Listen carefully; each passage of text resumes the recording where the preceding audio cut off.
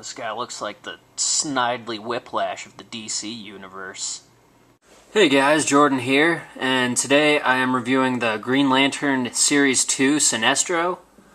I picked this figure up like pretty much right after I read the new Green Lantern #1. If you haven't read that, Sinestro has become a member of the Green Lantern Corps once again. So I really like that issue, so I decided to get this figure. It was kind of a spur-of-the-moment thing. I was just shopping on eBay, and I saw this guy, and he was really cheap there. The bid was, so I just went ahead and put my bid in, and I ended up winning him for very cheap. So that was nice. But since then, I've kind of been pretty disappointed with it. Mostly with the body and the lack of articulation. I didn't really know anything about the Green Lantern series before I bought him. This was the first one I got, and it's not a terrible looking figure or anything, but just a little bit disappointed. Mostly because of the lack of articulation. I like being able to put him in different poses, just kind of having fun messing around with him. But also you can see the paint here. Not great detail on it, it has a logo in the center here, and then it's just the flat green on black with the white gloves. The gloves are a little shinier than the rest, like it's kind of a matte finish almost, not super reflective. He has this Green Lantern here, which is actually a little bit more metallic, and he came with this. I actually do like how the Green Lantern looks, how the power battery looks there. It falls apart real easily, but you kind of have to do this. At least on mine, I don't know if it's all of them, the hand's real tight there on the fingers. So to get this in, I had to take it off and kind of thread it through. And then you can see on the side where that goes in. I had to put it back together like that. Not a big deal. At least it gives them a very good grip on the lantern. Yeah, the body... Like, the sculpt itself isn't terrible. Sinestro's kind of the lean character. He's not bulging with muscle or anything. But, just the paint, and I feel like there could have been more detail in the paint to make it look a little bit better. But, again, I got him for so cheap, I really shouldn't be complaining. The articulation, the head here rotates 360 degrees. The arms can go 360 here. It bends at the elbow.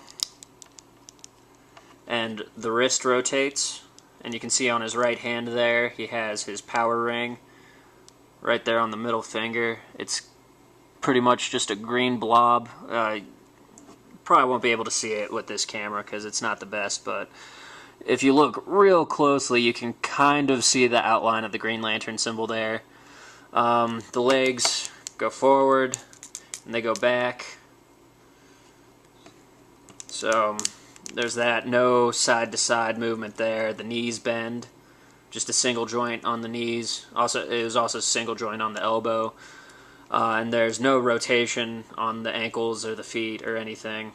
They just stay put. So that's all the articulation there is on this figure. So that's 1, 2, 3, 4, 5, 6, 7, 8, 9 points of articulation on it, so not the highest total ever. But I don't want to just be super negative on this figure. Like, one thing I really do like is the face sculpt, or the head sculpt here. I think that looks great. Actually, the mask on him is a shinier green than the rest of his body, so it really pops. And then his eyes are in there, and they're just pitch black, and I think that looks really cool. And then he's got his big purple alien head, and I just really like the face sculpt. You can see there he's got his mustache that goes down, and then the hair is pretty good. It's got the texture in there.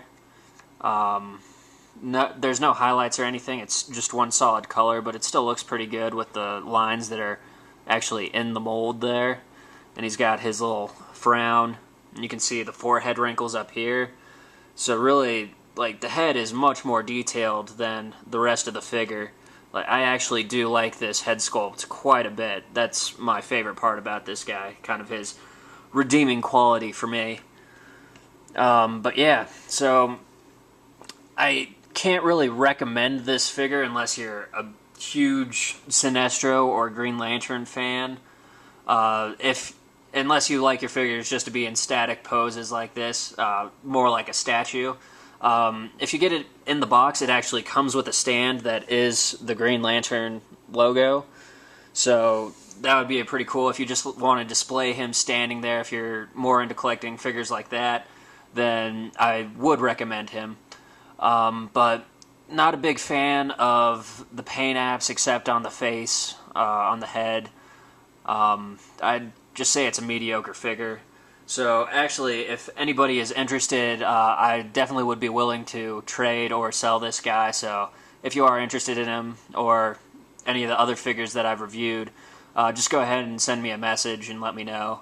But anyways, that's my review on this Green Lantern Series 2 Sinestro.